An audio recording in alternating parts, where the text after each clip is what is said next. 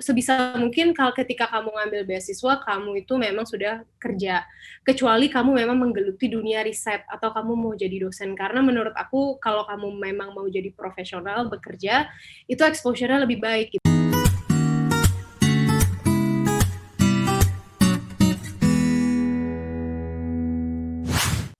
Halo Dormit, akhirnya kita berjumpa lagi di salah satu segmen Pintu-B, yaitu Doorstop.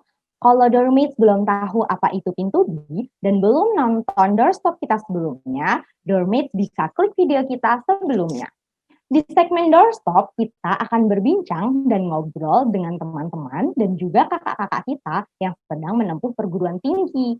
Kita akan mengulik tentang kehidupan perkuliahan dan juga kehidupan sebagai mahasiswa. Jangan sampai ketinggalan ya di segmen ini. Oke, langsung saja. Di segmen Doorstop kali ini, kita bakal ngobrol sama kakak-kakak kita yang sedang berkuliah di Inggris. Ada Kak Dina Syarifah dan juga Kak Duhita Primandira yang biasa dipanggil Kak Mara. Sebelumnya, halo kakak. Halo kakak-kakak. Halo. Salam kenal. Salam kenal kakak. Ya. Salam kenal semuanya. Oke, mungkin kalau nggak salah, mungkin Kak Dina ini kakak-kakaknya dulu secara itu. Kak Dina ini dikoreksi ya kayak kalau salah, S1-nya di Ekonomi UI ya, tahun 99 sampai 2001.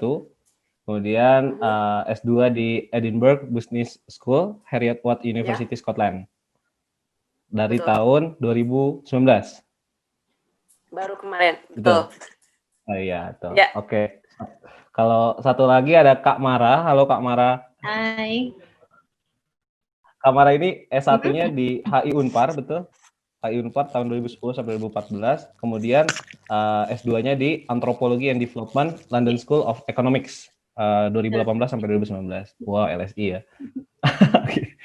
Siap. Itu Kak Kansa, kakak-kakak yang akan nemenin kita ngobrol hari ini. Oke, mungkin langsung aja kita ngobrol sama kakak-kakaknya.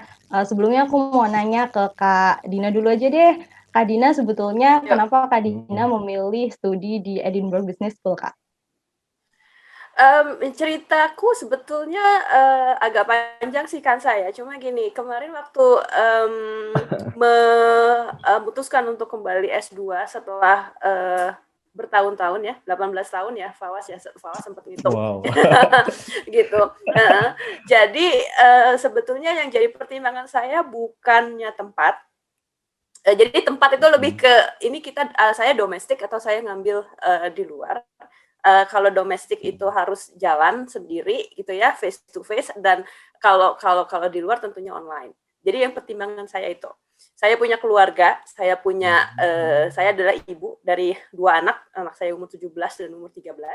Kemudian saya punya full time job, saya bekerja full time gitu ya. Jadi yang menjadi pertimbangan saya lebih kepada waktu.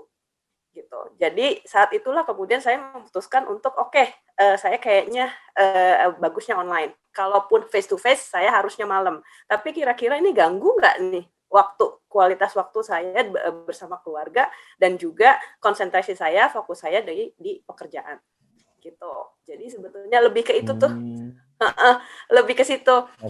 Kemudian akhirnya dapat banyak ini juga banyak riset ya. Ini kira-kira kemana? Ya salah satunya yang kemudian dapat tanya teman-teman dengan pengalaman teman-teman yang lain, termasuk dengan Mara waktu itu ngobrol-ngobrolnya juga. Akhirnya ya udah saya memutuskan untuk yang kesini di mana waktunya gitu kan dan prosesnya gitu ya itu cocok gitu dengan ininya dengan competing waktunya dengan sambil sama keluarga sambil dengan kerja. Lebihnya ke situ sih Kansa. Oke. Kalau dari saya Kak Dina, saya mau nanya deh. Kan yang saya lihat jurusannya beda nih, S1 sama S2-nya ya, kalau nggak salah ya. Nah, itu kenapa gitu tidak linear gitu? Terus apakah berpengaruh juga ketika S2 ketika tidak linear itu harus dari dasar lagi, harus ada matrikulasi lagi mungkin kayak gitu? Sebenarnya gini, waktu saya S1 adalah di S1 ekonomi. di UI itu saya fokusnya ke memang ke human resources management. Okay. Jadi di situ, kemudian saya dari sejak awal karir memang lebih banyak di HR gitu. Jadi sekarang di Edinburgh Business School ini saya juga mengambilnya master untuk di HR management. Jadi sebetulnya sudah apa namanya sudah satu, ya?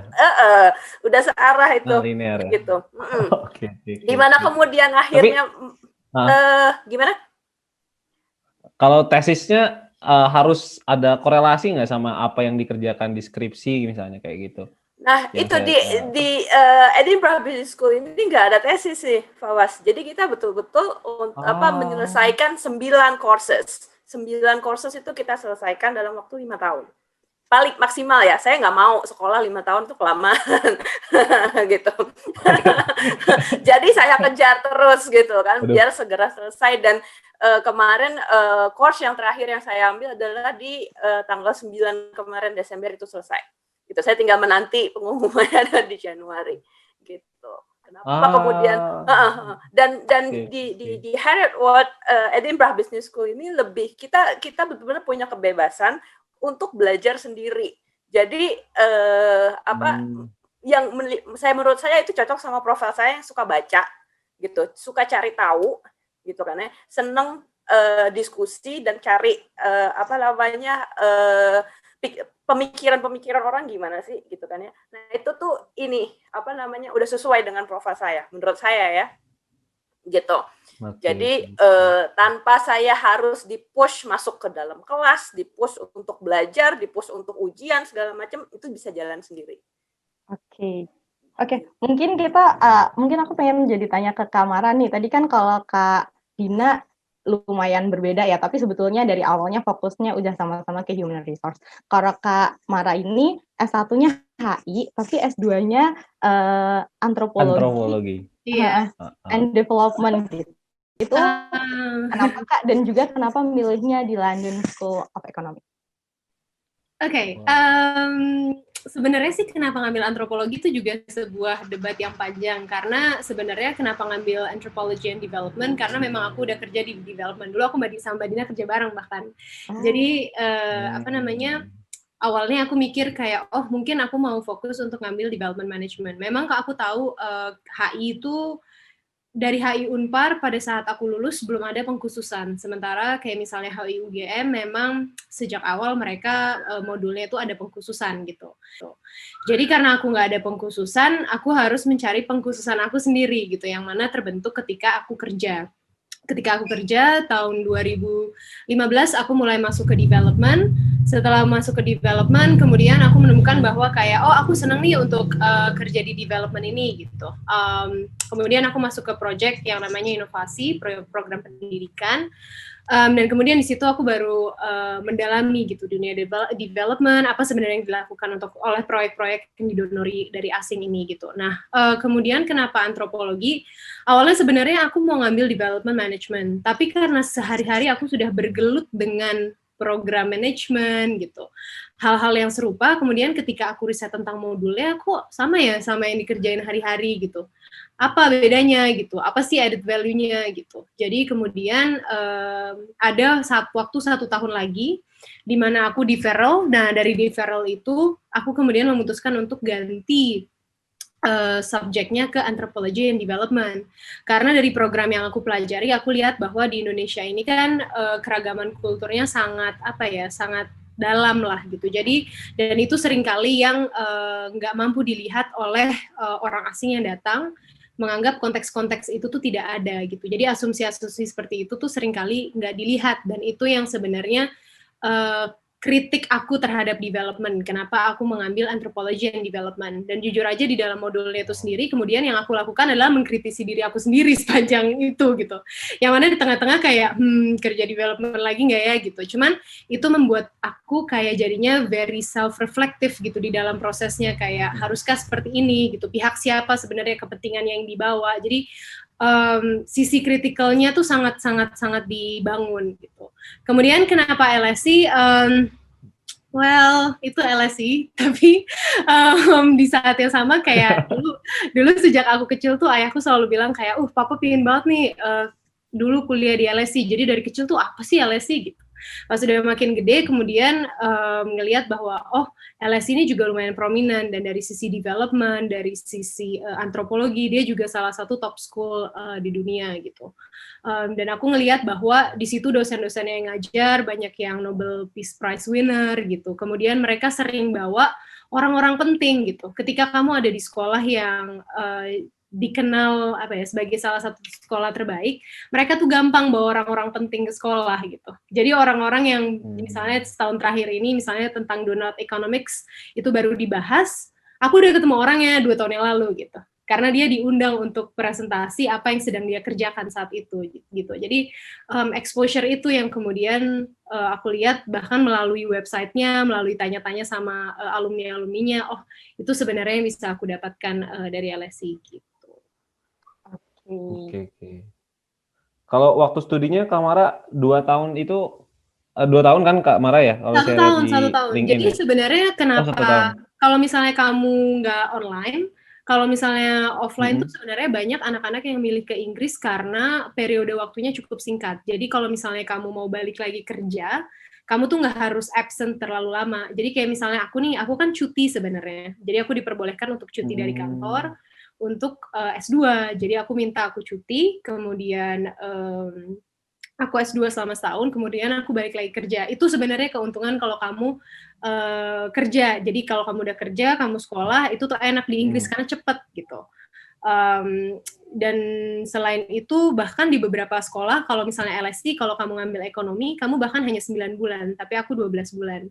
Untuk beberapa program, memang kayak public policy atau public administration, ada beberapa sekolah yang dia 2 tahun. Tapi rata-rata kalau di Inggris tuh 1 tahun. Kalau offline.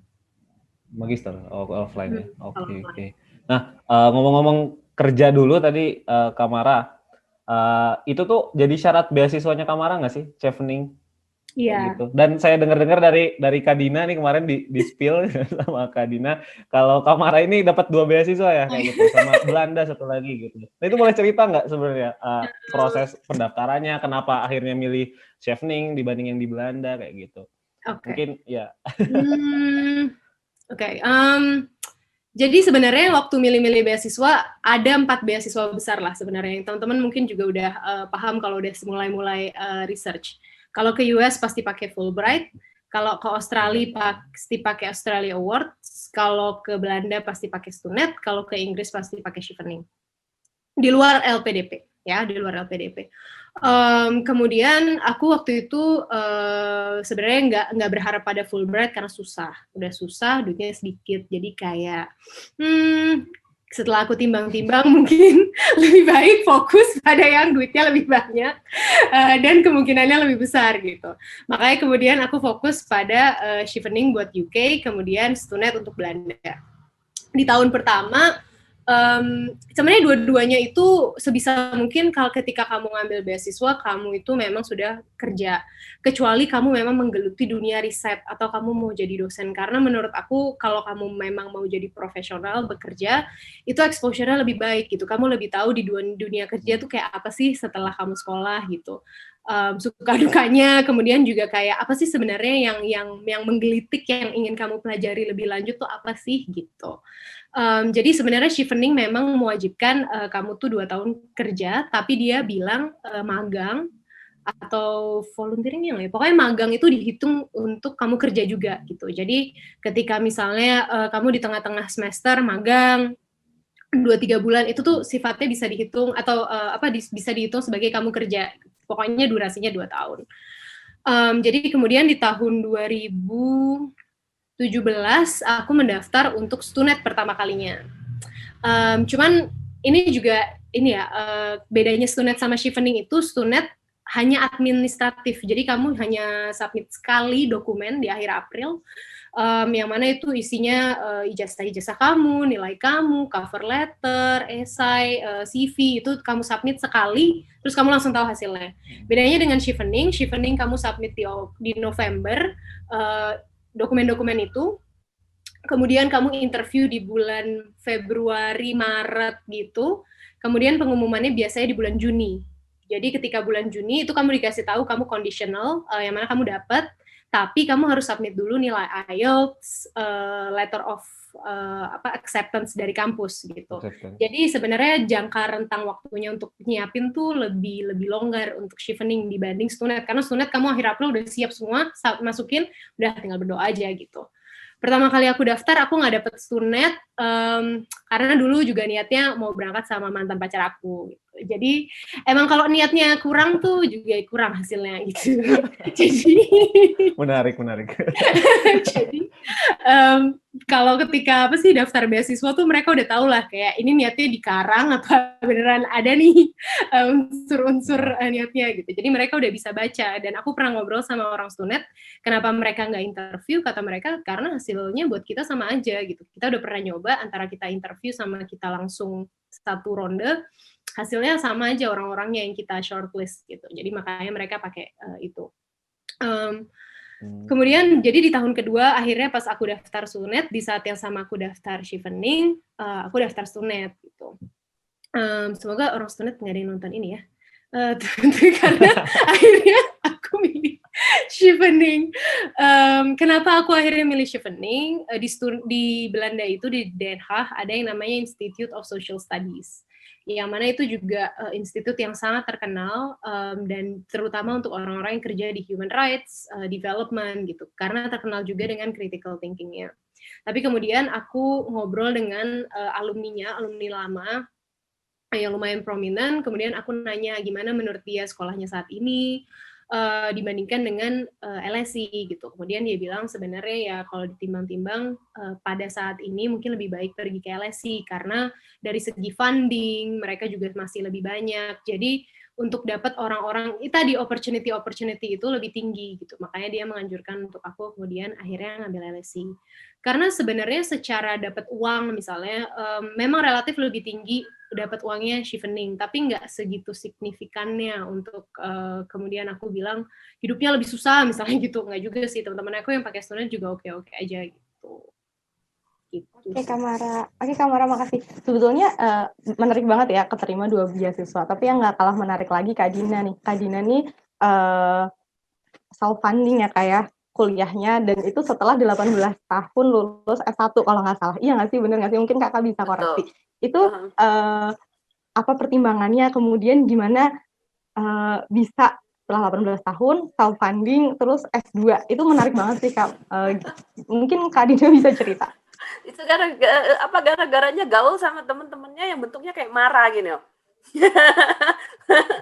Gitu kan, gaul sama teman-teman yang bentuknya kayak Mara, kayak kalian gitu kan, yang kepengen tahu gitu kan. Lama-lama aku yang nggak mau kalah, masa sih gitu kan, teman-temanku, adik-adikku gitu ya, udah mau tetap ada semangat, masa aku nggak. Itu satu. Terus yang kedua saya sampai pada di satu titik di mana yang oke, ini harus di-refresh nih. Gitu. Kalau di dunia pekerjaan mungkin saya udah settle gitu ya. Ya udahlah ya, pakai pengalaman kerja bertahun-tahun itu kejual gitu kan. Tapi enggak gitu. Kayaknya ini harus di-refresh gitu kan. Yang di dalam sini ini harus di-refresh. Ada berbagai macam update pengetahuan, skill yang baru gitu kan ya, dan saya harus push. Saya harus push diri saya sendiri untuk terekspos ke situ. Gitu. Supaya saya juga bisa ngobrol sama adik-adik seperti Mara ini. Ngomong-ngomong saya ngefans abis ya sama Mara, kayaknya Fawas berkali-kali saya bilang. Iya. Itu betul. Karena itu ya ininya cepat gitu kan. Kalau throw ideas sama Mara, kita brainstorming segala macam, itu tuh enak banget gitu kan. Jadi itu yang kemudian bikin saya yang oke, saya harus belajar. Dan terus terang kan Fawas dan teman-teman, pertama begitu saya course pertama kali ya, kemudian setelah 18 tahun gitu ya, itu yang saya pikirin itu tuh kerasa banget yang damn, ini udah karatan nih. Ini udah karatan. Jadi itu bener-bener terasa yang oke, I have to push myself, I have to push myself, I have to push myself. Kayak gitu. Nah itu Di situ prosesnya yang kemudian akhirnya biasa lagi belajar gitu. Jadi saya nggak tahu nih menjawab pertanyaannya Kansa atau enggak, but honestly that is what I thought that time gitu kan. Ya, gitu deh ceritanya. Menjawab banget kok Kak. Lanjut ke pertanyaan nih ke Kak Dina, gimana sih Kak, Kakak setelah lama itu terus mengumpulkan informasi terkait studi S2-nya di Edinburgh dan juga syarat-syarat yang harus dipenuhi sebelum Kakak mendaftar ke Edinburgh itu apa aja biar kita semua juga tahu? Sebenarnya kalau di Edinburgh Business School itu lebih gampang karena saya banyak riset di online ya, cari-cari informasi di online gitu, dan semuanya itu tersedia semua di online. Edinburgh Business School itu sangat websitenya user friendly dan sangat amat gampang gitu. Itu satu mungkin yang saya membandingkan dengan kemudian saya mendaftar untuk sertifikasi HR management saya yang saya juga ambil online gitu kan. Nah ujiannya segala macam itu lebih menantang ya, karena dia online, di mana saya harus pakai program tertentu, di mana internet connection yang nggak stabil seperti itu ya, di mana yang banyaklah dramanya, gimana saat saya submit kemudian dia nggak kasih receipt segala macam. Nah itu. Tapi untuk Edinburgh Business School itu cukup user friendly, cukup gampang gitu ya, masuk ke websitenya aja, semua informasinya ada di situ. Mungkin tadi saya kelewatan satu yang dari Kansa tentang kok self funding nih, memutuskan self funding itu ya kan saya. Iya benar juga. Jadi mungkin saya nggak serajin Mara nih, waktu Mara ngumpulin informasi tentang beasiswa segala macam, saya melihat bagaimana effort waktu itu. Saya sempat lihat gini, bagaimana effortnya. Saya sempat ada di sebelah dia waktu dia masukin dokumen itu di amplop gitu kan. Ini harus rapi nih Mbak, yang kayak gitu. Saya inget banget gitu kan. Dan saya berpikir dalam diri saya, kayaknya aku nggak punya waktu kayak gini. Aku harus ngecek PR anakku. Aku harus bantuin mereka belajar kayak gitu kan ya. Jadi kayaknya kalau untuk effort seperti ini saya habiskan untuk saya belajarnya aja deh gitu. Jadi dan kemudian tentunya kemudian saya berhitung dan ngobrol sama suami gitu kan ya, ini saya mau sekolah lagi begini dan saya harus self funding gitu kan. Kira-kira keluarga gimana, mendukung segala macam, bisa lanjutkan. Jadi mungkin lebih ke situ. Kalau untuk syarat kayak IELTS dan lain-lain gitu-gitu nggak ada. Oh, nggak ada. Nggak ada. Jadi lebih ke kalau transkrip aja. Transkrip aja. Kalau Kamara sendiri? Kalau nggak perlu Mbak Dina. Oh gitu ya. Kalau misalnya LSI butuh. Jadi kayaknya mostly buat yang non online, setahu aku butuh. Jadi satu dari Chevening, satu dari LSI. Ya, LSI juga minta. Jadi kalau nggak salah, aku lupa ya. Tapi sebenarnya setiap program itu punya hitungannya masing-masing. Terutama kalau kamu, yang aku perhatikan, terutama kalau kamu ngambil jurusan hukum, mereka biasanya minta bahasa Inggris yang lebih tinggi. Karena kamu harus nulis kan, dan tahu kan bahasa Indonesia, orang hukum aja udah susah, apalagi bahasa Inggrisnya gitu. Nah, jadi sebenarnya bisa kamu ngambil IELTS atau TOEFL, IBT, macam-macam itulah, itu sebenarnya kamu bisa ngambil gitu. Dan itu sebenarnya sama Chevening juga diperbolehkan kalau kamu sebenarnya negosiasi. Dan yang paling penting sebenarnya kayak Mbak Dina bilang sih, baca. Sekolah-sekolah di luar negeri itu informasi di dalam website tuh jauh lebih komprehensif gitu. Cuman memang kamu harus menyiapkan waktu gitu. Kalau misalnya kamu kerja, ya pulang kerja, kamu buka websitenya, satu-satu dicari, lihat, bandingkan satu course dengan course yang lain, bandingkan cara penilaiannya sebenarnya gimana sih, karena kalau di LSI itu cara penilaiannya banyak dengan ujian. dibandingkan dengan paper gitu. Jadi itu misalnya kayak itu yang orang nggak suka biasanya sama LSE kan ujian. Jadi ujian 3 jam terus harus nulis gitu kan. Jadi sementara di yang lain kamu bisa dengan pakai makalah gitu. Jadi itu sesuatu juga yang kamu kemudian harus cari tahu ketika membangun course-nya gitu. Jangan aja kayak oh modulnya ini ya oke lah, oke daftar gitu. Karena kamu kemudian missing the whole picture gitu. Aku jadi lupa tadi apa ya pertanyaannya sebenarnya. Syaratnya. Syarat-syaratnya itu juga sebenarnya udah lengkap di situ. Dan dulu sebenarnya yang aku lakukan, kalau kamu punya Skype account itu membantu kalau kamu beli kredit berapa gitu. Jadi aku sekali-sekali nelfon karena kadang-kadang kalau nggak jelas kan aku bete ya kalau email terus nggak dibalas-balas. Padahal kan kayak udah pingin tahu nih cepetan jawab gitu. Jadi akhirnya aku pakai Skype terus aku nelfon gitu, nanya sama mereka dan admissionnya tuh sama kayak pengalaman Mbak Dina di Edinburgh. Mereka sangat friendly gitu untuk menjawab pertanyaan. Kalau misalnya nggak bisa dijawab, oh yaudah nanti kita refer ya ke departemen, nanti kita kasih tahu lagi kayak gitu. Jadi mereka lumayan responsif untuk menjawab pertanyaan kamu. Yang paling penting sebenarnya kamu cari tahu gitu. Dan nggak ada jawaban yang nggak ada gitu. Tapi kamu harus cari tahu aja gitu. Dan sebenarnya satu hal yang aku temukan dengan teman-teman aku yang lain, ada pengalaman teman-teman yang mentok di bahasa Inggris. Ya, terus mentok di bahasa Inggris, mereka negosiasi. Jadi kalau misalnya nih, kamu di dalam pekerjaan menggunakan bahasa Inggris, kamu bikin report, kamu research. Jadi kan sebenarnya kamu sangat familiar dengan bahasa Inggris. Tapi kan ketika dites dalam sesi IELTS atau TOEFL itu kan banyak orang yang nervous ya, yang jadinya kayak blank atau apa.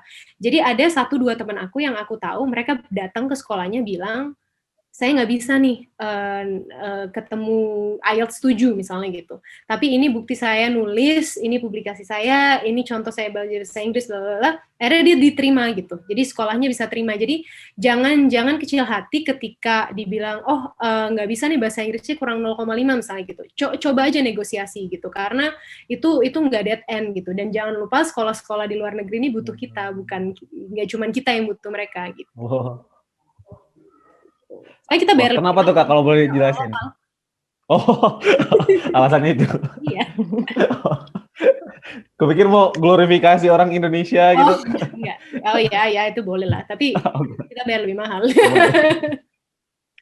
Oke, that's the point. Berarti untuk syarat pendaftaran dan lain sebagainya sebetulnya di websitenya masing-masing tuh udah lengkap banget. Jadi teman-teman termasuk kita semua juga langsung bisa ngakses ya kakak-kakak ya. Dan tambahan sih satu, jangan malas cari alumni. Jadi misalnya nih kamu kan dari UGM, dari UI kan pasti ada aja ya yang alumni.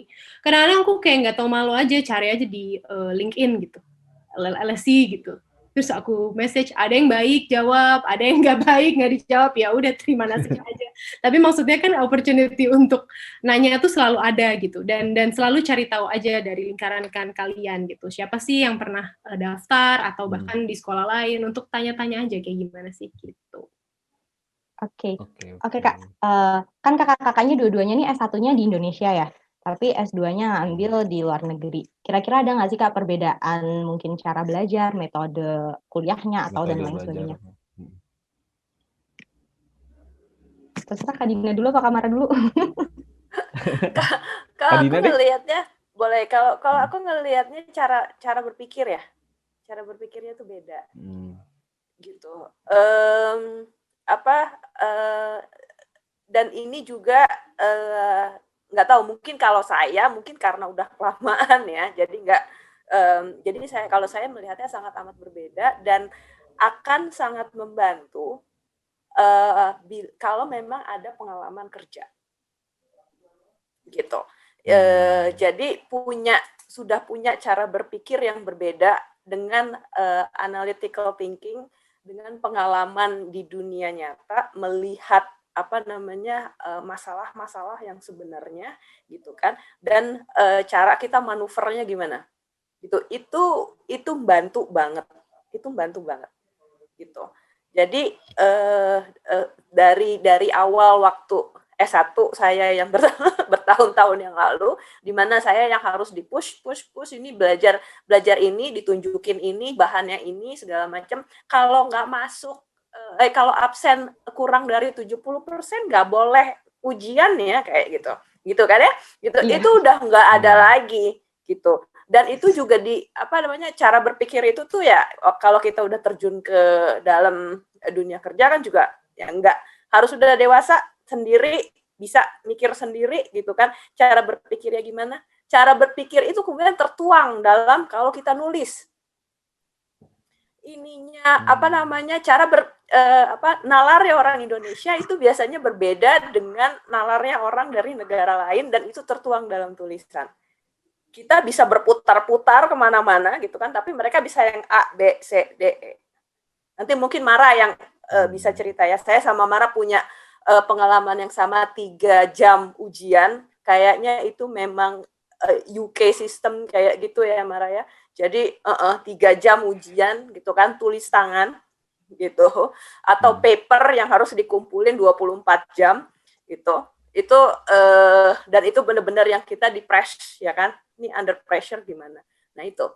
Jadi punya kalau dari saya mungkin bukan, saya nggak bisa bedain S2 di sini dan S2 di luar, tapi yang saya bisa bedakan adalah saat S1 di sini dan kemudian S1 di luar, dan gimana cara berpikir saya yang sudah saya punya sejak saya kerja gitu ya, itu bantu banget. Marah kali aku banyak yang kelewatan. Aku setuju banget sih tapi tentang kerja, karena jujur terutama untuk anak lokal di ini ya, akamsi Inggris gitu tuh namanya mereka rata-rata setelah S1 langsung S2. Jadi justru orang sana tuh jarang yang langsung kerja. Kebanyakan memang orang Asia, Southeast Asia itu yang datang ke sana dengan pengalaman kerja gitu. Dan beda banget memang, karena di dalam kelas ketika ngomongin teori, mungkin mereka akan ngebales dengan teori yang lain, tapi aku bisa at one point kayak, ya tapi di dunia nyata nggak bisa gitu juga gitu, nggak bisa diterima hitam putih gitu. Kemudian analisa itu masuk gitu. Jadi memang aku setuju dengan Mbak Dina, membantu banget. Tapi dari segi belajar, beda banget sih emang. Dan emang ada momen-momen kayak kagok gitu, karena setiap hari, karena di sana sistemnya kamu kelas, kayak kelas umum, kuliah umum gitu. Ini untuk satu mata pelajaran ya. Satu mata pelajaran tuh dalam seminggu atau ada kuliah umum. Kemudian kamu masuk ke dalam grup-grup kecil yang kita sebut seminar. Nah, grup-grup kecil ini nggak milih. Pokoknya kamu tahu nanti kamu masuk seminar grup yang mana. Nah, di seminar grup itulah sebenarnya yang lebih penting daripada kuliah umumnya. Karena kuliah umumnya direkam sebenarnya kalau males. Tapi kamu kan harus masuk kelas. Kalau nggak masuk kelas lebih dari 2 kali, kamu di email sama visa. visa office. Oh. Karena kayak, kok kamu udah nggak masuk lebih dari 2 kali? Kamu pakai visa student di sini. Aku pernah mereka nggak tahu Mara sama Duita tuh orang yang sama. Jadi terus aku selalu kosong, saya dapet email. Tapi intinya dari mereka sendiri sih cara belajarnya beda. Karena itu tadi, kamu punya seminar, dan sebelum kamu masuk ke dalam seminar, kamu tuh punya kayak hampir 100 halaman yang mesti kamu baca dari author yang berbeda-beda. Gunanya apa? Setiap author ini dia punya perspektif yang beda dari topik A. Kemudian kamu masuk ke dalam kelas dari topik A, siapa yang setuju dengan author A, siapa yang tidak setuju dengan author B, atau apakah kamu sebenarnya setengah setuju sama yang A, sama yang B, tapi nggak suka sama yang C, gitu. Jadi kamu harus berdebat dengan teman-teman kamu sendiri, dan dosennya nggak peduli, dosennya cuma duduk doang di situ. Atau kayak sekali-sekali dia ngasih pertanyaan yang memancing kita untuk diskusi, gitu. Jadi benar-benar kemandirian itu yang menurut aku sangat berbeda dengan S1, gitu. Nggak ada juga yang nyuruh aku baca ratusan halaman itu, nggak peduli dosennya. Tapi kalau misalnya aku nggak baca, aku masuk ke dalam kelas kayak orang bego gitu, cuman bengong, dengerin kayak orang-orang, apa nih gitu. Dan kan nggak enak kan rasanya ketika itu terjadi gitu. Dan yang jelas kemandirian itu, jadi orang-orang tuh setiap keluar kelas, mereka ke perpustakaan gitu. Nggak ada yang ke kantin ngobrol gitu, ya cuma makan aja, itu ke perpustakaan. Jadi hangout tuh di perpustakaan gitu, dari pagi sampai malam tuh di perpustakaan gitu. Terus dan perpustakaannya kan sangat nyaman ya, dibuat sangat nyaman. Jadi disitulah kemudian buku-bukunya yang nggak terbatas itu yang menurut aku sangat berharga gitu. Jadi kamu selalu kayak gitu. Kadang-kadang kalau saya bosen cuma muter-muter kayak ya Allah banyak banget ya bukunya gitu, cuma lihat-lihat gitu. Dan itu menurut aku memberikan kamu akses dengan sendirinya gitu. Termasuk juga jurnal-jurnal online yang selalu kamu baca. Jadi akses yang tidak terbatas itu juga menurut aku suatu kemewahan yang kita nggak dapat ketika kita S1. Dan kemudian ketika ujian, kan aku lebih banyak ujian sebenarnya. Jadi memang ada teman-teman yang kayak tadi, kayak Mbak Dina, misalnya dalam 24 jam harus menyelesaikan makalah, aku kebanyakan ujian. Jadi ketika ujian, bayangkan selama 9 bulan pertama, 6 bulan ya, 7 bulan, 8 bulan pertama aku belajar terus tiba-tiba liburan, break 1 bulan, terus bulan depannya ujian, 4 atau 5 gitu. Terus aku bingung, ini maksudnya semua itu dipelajarin atau gimana ya? Semua dibaca, semua dihafalin atau gimana? Jadi itu yang kayak benar-benar momen yang benar-benar sebulan gak keluar dari perpustakaan untuk kayak memastikan bahwa nggak ada yang kamu lewati. Karena mereka nggak cuman mau tahu kamu paham apa enggak, tapi kamu paham si orang A ini ngomong apa dan apakah kamu setuju atau tidak. Dan kemudian apa sebenarnya argumen kamu sendiri dari orang ini? Karena mereka nggak peduli kalau kamu setuju sama dia, bukan itu intinya. Tapi intinya adalah apa kemudian yang kamu bangun sebagai perspektifmu sendiri. Dan itu menurut aku penting banget, karena disitulah critical thinking masuk gitu.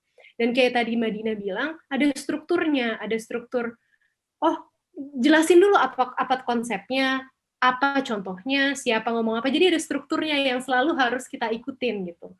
Karena begitu, dan mereka tuh lumayan, aku nggak tahu pengalaman Mbak Dina ya, tapi kalau ketika kita lagi submit makalah, mereka tuh akan ngasih feedback nggak hanya dari isi, tapi juga dari struktur. Termasuk juga kalau misalnya aku salah nyebutin orang, bukan orang itu yang ngomong tentang statement yang ini gitu. Jadi mereka akan sangat memperhatikan itu gitu. Dan sebenarnya secara atentivitas dosennya menurut aku LSI kurang dibanding kayak UCL dan lain-lain berdasarkan pengalaman teman-teman.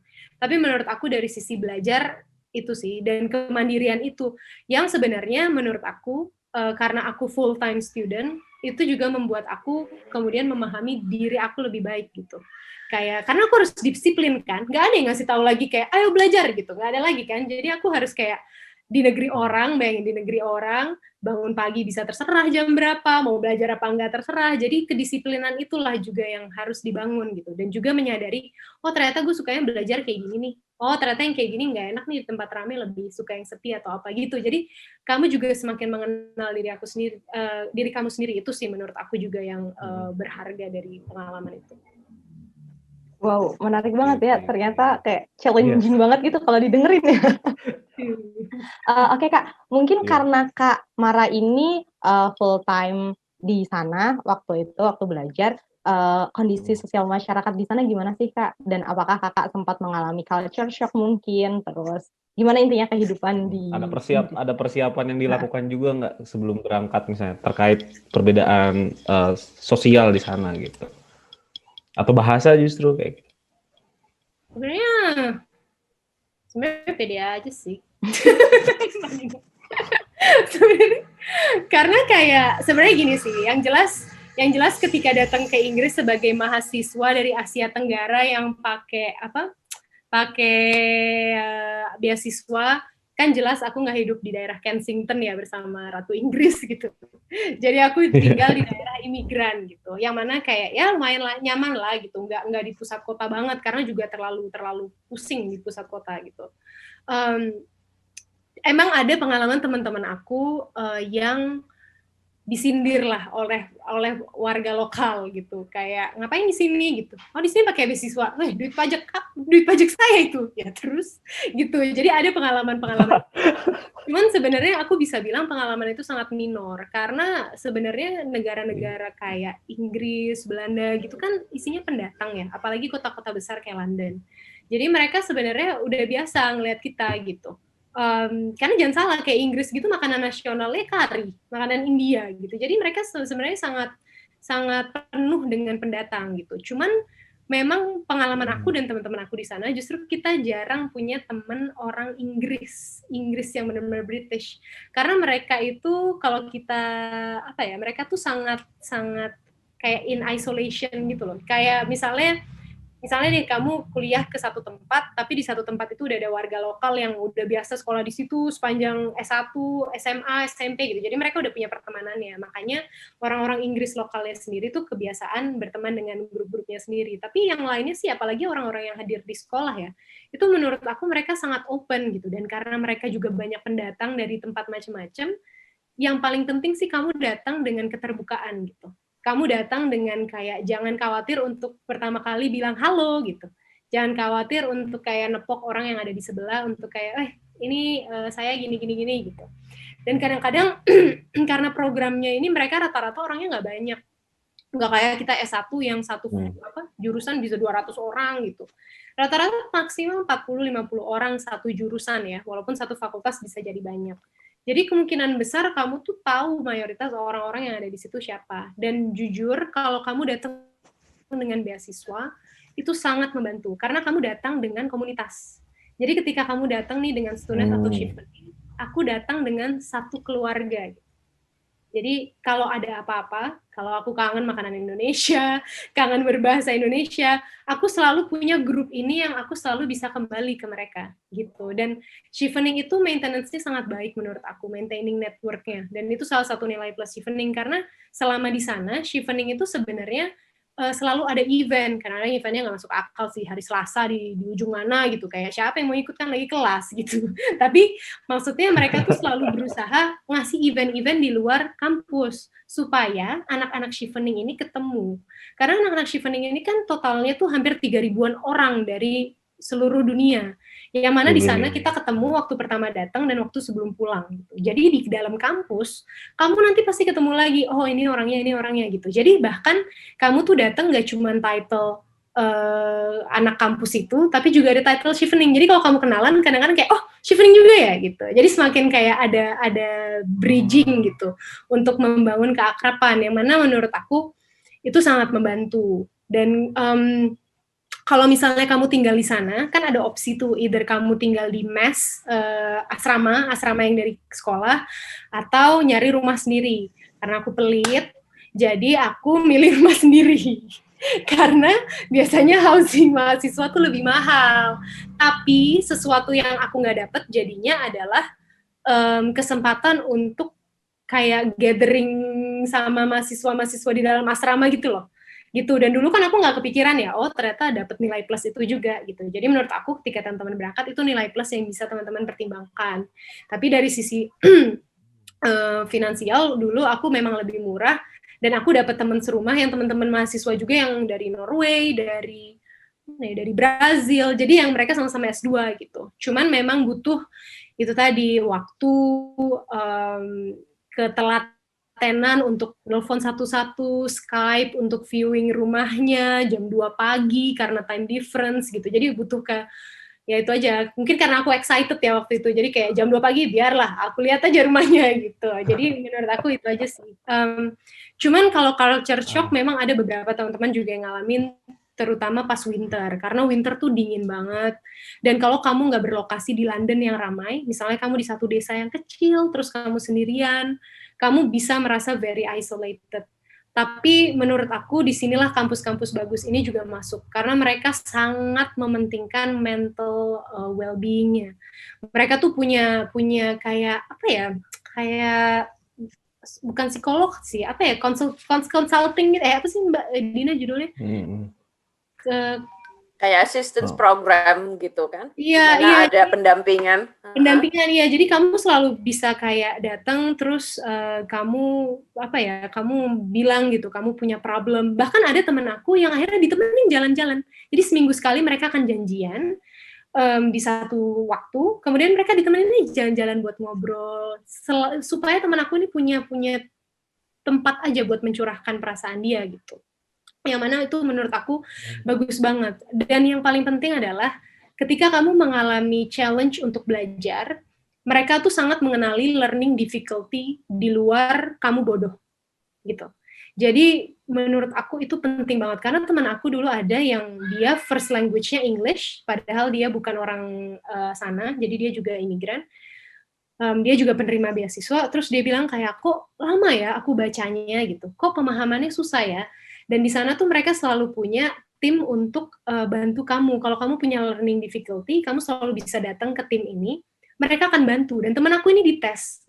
Akhirnya ketahuan setelah dia umurnya bahkan 30 tahun. Setelah 30 tahun dia baru tahu kalau dia disleksia.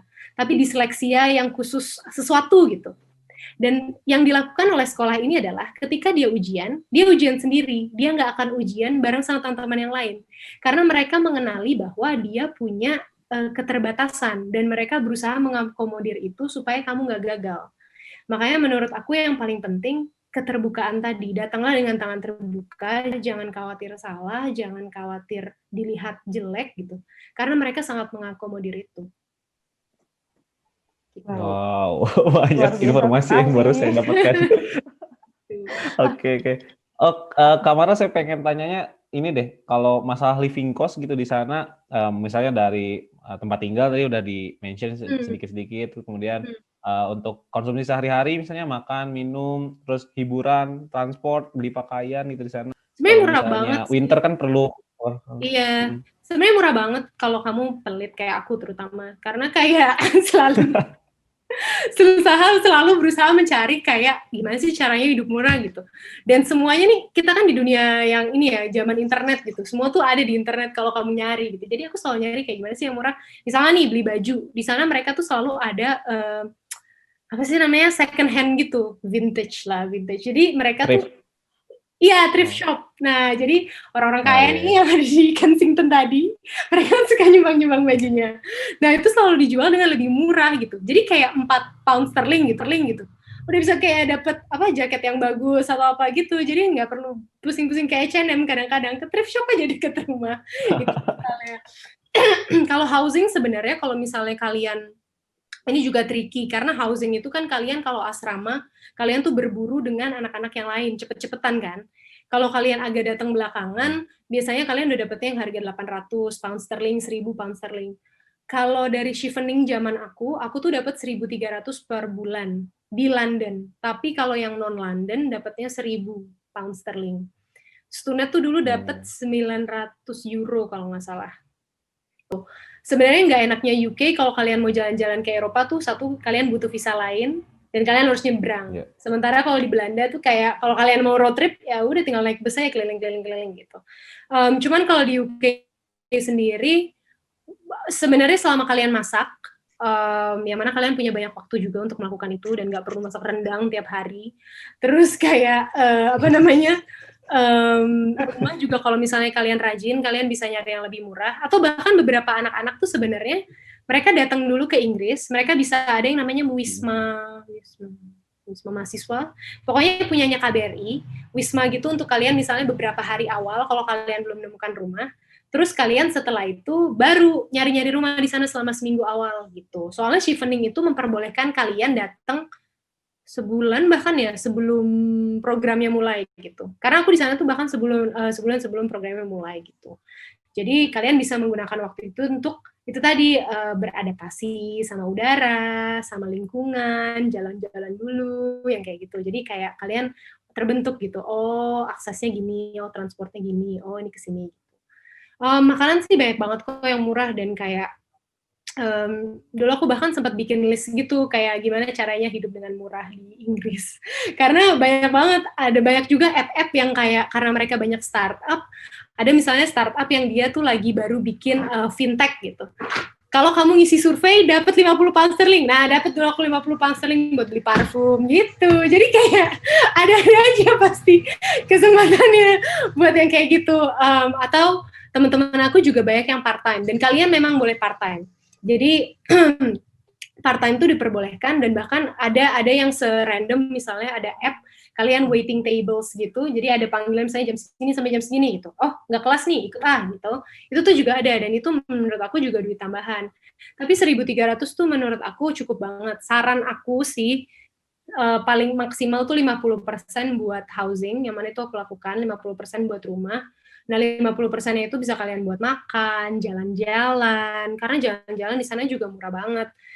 Terus kayak selalu ada yang namanya rail card. Pokoknya menjadi mahasiswa di sana itu mudah banget, karena selalu ada diskon. Pokoknya kartu mahasiswa nih, bawa kemana aja, di setiap restoran, kalau kalian tunjukin kartu mahasiswa, diskon 10%. Jadi itu tuh kayak, kartu mahasiswa tuh kayak benar-benar berharga banget. Dan ya, menurut aku tuh pintar-pintar kalian aja untuk mencari trik-triknya untuk hidup dengan murah. Oke, menarik sekali ya Kak Mara. Aduh, besok kalau seandainya mau itu harus berguru sama Kak Mara dulu. Fawas keluar. Oke Kak, mungkin karena kita udah hampir sejam ya ini ngobrol, mungkin pertanyaan terakhir atau permintaan terakhir apa sih? Itu adalah kayak mungkin kita minta ke Kak Dina dulu deh saran atau motivasi buat kita semua dan teman-teman semua di rumah yang nonton untuk lebih semangat lagi mungkin kalau untuk mau studi lagi. Gitu Kak Dina. Ya, mungkin tadi udah denger ya, sengaja saya ngajak Mara ke sini karena ini contoh, Mara itu contoh yang bagus gitu kan ya. Jadi kemarin juga Fawas bertanyanya adalah, Kak gimana sih ini untuk supaya nggak minder gitu, apalagi soal bahasa segala macam gitu kan.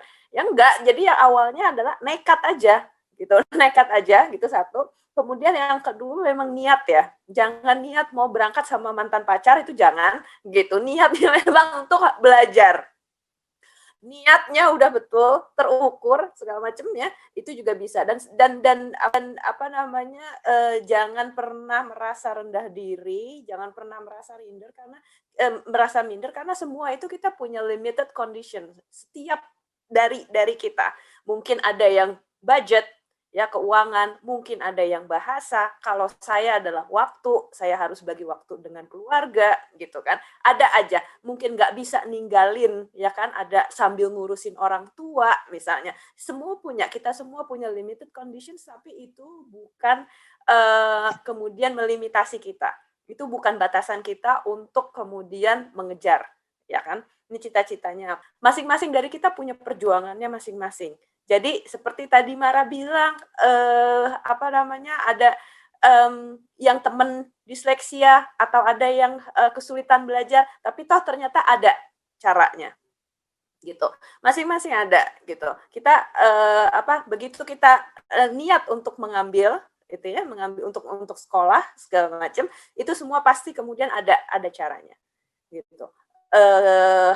Teman-teman juga bikin talk show atau acara seperti ini, kemudian ya kan kita bisa saling share, kita bisa saling nemenin, kita bisa saling kasih masukan, kasih input gitu ya. Ini adalah salah satu kita berjuangnya sama-sama loh, gitu. Kita nggak sendiri, nggak pernah sendiri. Jadi mungkin itu. Dan satu hal lagi yang mungkin saya kepingin garis bawahi adalah kemudian kembalinya nanti,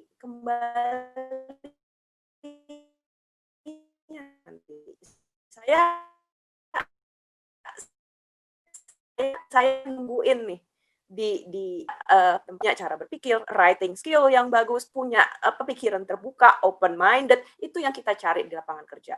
Kenapa? Supaya kita bisa bentuk ya, kita bisa bentuk gitu ya teman-teman supaya ini maju gitu. Jadi mungkin itu supaya lebih termotivasi ya. Satu, kita tidak sendiri, niatnya diperbaiki. Begitu kembali kita ini yang nungguin udah banyak. Mungkin gitu kan, Sa. Oke, makasih Kak Dina. Untuk Kak Mara, mungkin pesannya buat teman-teman semuanya. Sebenarnya nambahin aja sih dari Mbak Dina.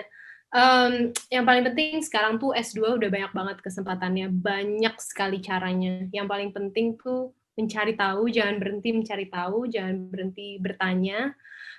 Dan kalau bahasa kan selalu jadi kayak momok ya, bahasa Inggris. Padahal menurut aku itu sangat diakomodir dan sekolah-sekolah di luar ini tahu kok, dosen-dosennya tahu kok kalau kita tuh bukan first native speaker gitu. Dan jangan lupa yang bukan native speaker tuh bukan cuma kita gitu, tapi juga orang-orang yang datang dari India, dari China, dan dari tempat-tempat yang lain gitu. Dan mereka mengakomodir itu juga di sekolah. Aku dulu juga ikut kayak tambahan English class gitu setiap minggu. Yang mana aku juga taunya baru belakangan gitu. Makanya menurut aku teman-teman harus di depan tuh berani banyak tanya, banyak cari tahu karena banyak kesempatannya untuk teman-teman di luar sana. Apalagi yang aku bisa tambahin ya. Tadi terkait Mbak Dina bilang balik ke Indonesia, Chieftain itu mewajibkan kita untuk balik ke Indonesia 2 tahun setelah kita lulus. Memang ada pas kita di sana kayak wah indah banget nih negara orang gitu, enak lah di sana gitu dibanding kita pulang. Tapi yang paling penting sih jangan lupa ilmunya dibawa pulang gitu untuk diterapkan juga di sini gitu untuk diperbaiki sistem yang ada di Indonesia gitu buat teman-teman. Dan yang paling penting sih sebenarnya jangan minder kayak tadi Mbak Dina bilang, karena selalu ada yang mau bantu, selalu ada yang bisa ditanya. Jadi ya semangat buat teman-teman yang mau S2 dan buat teman-teman yang misalnya udah puluhan tahun kayak Mbak Dina jauh dari belajar. Aku aja yang cuma 4-5 tahun kerja pas sekolah lagi kayak astaga gitu. Tapi makanya yang paling penting sih menurut aku Mbak Dina ini contoh yang bagus juga untuk orang yang kayak nggak berhenti berkarya lah sampai kapanpun. Oke, makasih banyak Kak Dina dan juga Kak Mara. atas kesempatannya buat ngobrol sama Kak Dina dan Kak Mara. Kesimpulannya teman-teman, dormits di rumah, jangan lupa kita harus selalu berusaha karena ada banyak sekali pintu yang bisa terbuka kalau seandainya kita memang punya niat baik untuk belajar gitu ya. Mungkin itu aja dari kita. Kurang lebihnya kita mohon maaf. Sekali lagi terima kasih Kak Dina dan Kak Mara. Sampai jumpa di lain kesempatan. Kalau teman-teman mau mengkontak Kak Mara punya Instagram kok ya Kak ya? Ada. Kak Dina mungkin juga ada media sosial yang bisa kita kontak Kak, yang bisa dilihat teman-teman di rumah? Ada. Saya ada di Instagram juga. Apa Kak? Di Syarifah, mungkin dari Fawas nanti juga. Oke, nanti kita kasih di captionnya ya teman-teman ya. Atau di LinkedIn juga bisa. Oke, gitu. Oke, sekali lagi terima kasih Kak Mara dan juga Kak Dina, Dormit semua, terima kasih sudah menyaksikan ini. Kurang lebihnya mohon maaf, sampai jumpa lagi di Doorstop selanjutnya. Dadah!